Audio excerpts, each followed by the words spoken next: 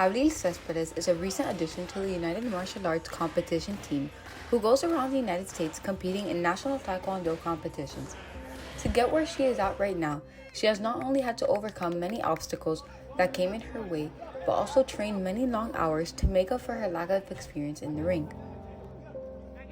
Okay, so this year, since the beginning, I've been working hard to try to be able to compete this summer and spend my summer traveling to compete. And it's been hard. I've had to train 7 days a week, about 3 hours a day at least. And I started off at the bottom. I never really competed like this before. And I had to work my way to the top. Nothing was handed to me. These long hours, I had to do them. They were all necessary in order for me to be able to compete and do good. So it was hard to know that I had to work twice as hard to be able to compete.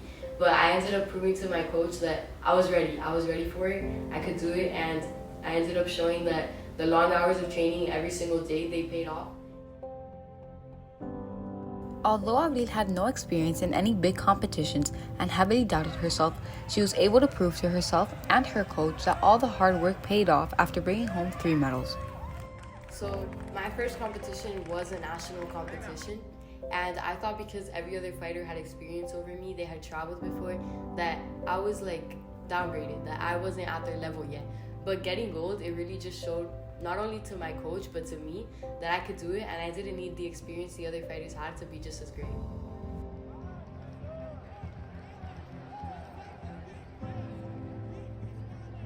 One big thing that I did have to face was that my black belt certificate wasn't here yet by the time I wanted to go compete, so I wasn't allowed to fight as a black belt.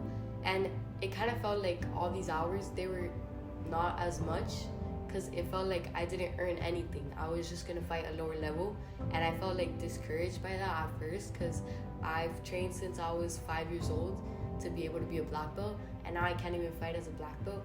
But I ended up fighting in the advanced division, and it ended up being really good for me, because since I've never competed before like this, it ended up being new experiences, and I think it'll really help me so I can fight black belt in the future. Abril had to face many challenges along her competition journey. Not only did dropping weight play a factor in her experience, but the fact that she had to fight a lower division due to a problem with her black belt certificate. Despite this, she was still optimistic and viewed this as more experience in the ring. So my career fighting nationally has only just begun, but I do plan, or at least hope, to be able to take it internationally.